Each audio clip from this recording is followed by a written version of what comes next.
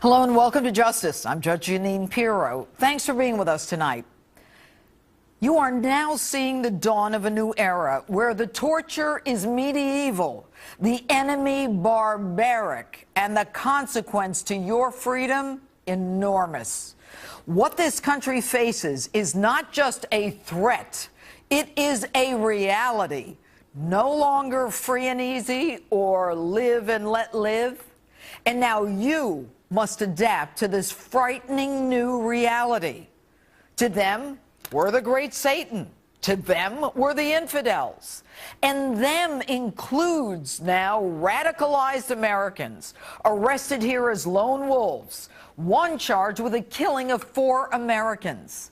Last week in Australia, a plot to horrify and shock the public with planned beheadings. And this week, an Oklahoma man beheads a woman, completely decapitates her. And then he's in the midst of attacking yet another woman with a knife when he is stopped. That man, 30-year-old Alton Nolan, a recent convert to Islam. Now, Nolan visited a mosque whose former leader reportedly had ties with al-Qaeda mastermind Anwar al-Awlaki. And until we put the fear of God in them, they're going to keep coming. We can't negotiate with them. We can't trade with them. We can't let them out of Guantanamo. In fact, even Guantanamo is too good for them. And I don't personally care what the rest of the world thinks of us. Until we get this country back on track with our military superiority, the hallmark of a strong and a free nation, then our enemies will continue to attack us as lone wolves or as legion. Yes, we are a free and open society. But I've told you before that because of that, we're spoiled. We don't know from beheadings and public crucifixions and suicide bombers. And we don't know the pain of being forced out of our homes because of our religious beliefs. And because of that freedom, we are at even greater risk. So what do? It's time for Americans to realize it's us against them. To come together as a nation, to forget about the political lines that separate us. We have to start treating these cases as war crimes, not simple prosecutable felonies. We can start by calling things what they are.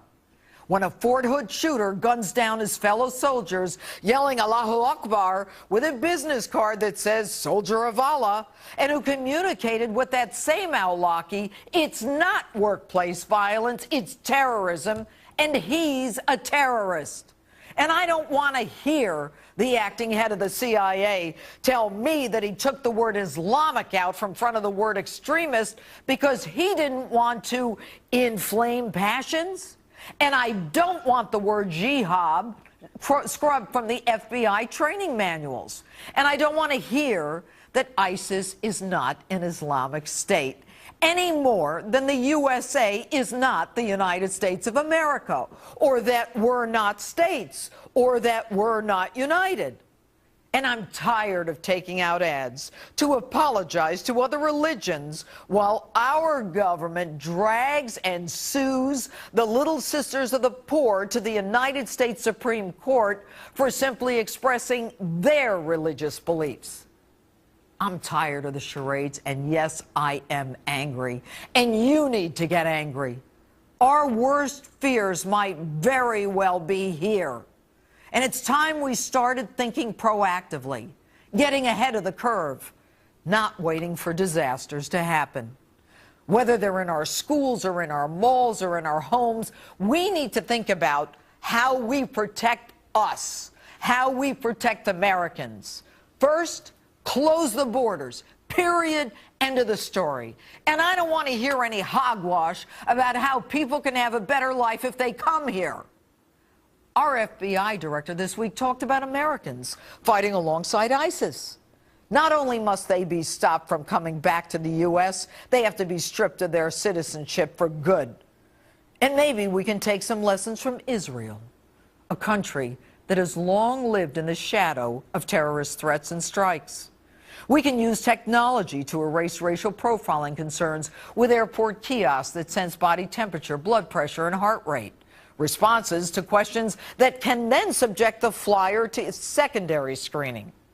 And stop, please stop with the gun control. The second woman attacked in Oklahoma didn't lose her head, did not lose her head, because an off-duty sheriff's deputy used his gun and shot the attacker. And I don't care what the rest of the world thinks of us. And I'd wager a guess that you don't care what people in other parts of the world think of us.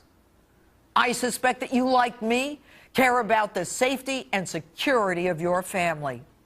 And it's not going to happen until you realize the world is different, the rules are different, and the consequences are enormous. And that's my open.